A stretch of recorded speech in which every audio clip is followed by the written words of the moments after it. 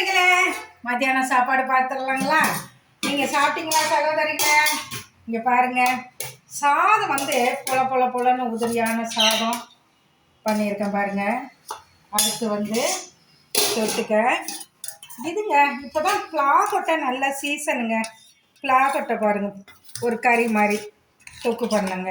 இங்கே பாருங்க, பிளாக்கொட்டைங்க. அப்புறம் பாருங்க சாம்பாருங்க. சாம்பார் இன்னைக்கு பாருங்க, முருங்கைக்காய் கத்திரிக்காய் எல்லாம் போட்டு மணக்க ஒரு சாம்பாருங்க சகோதரிகளே. இது பாருங்க, மணக்க சாம்பார். அப்புறம் பாருங்க ரசம் வச்சிருக்கேன்.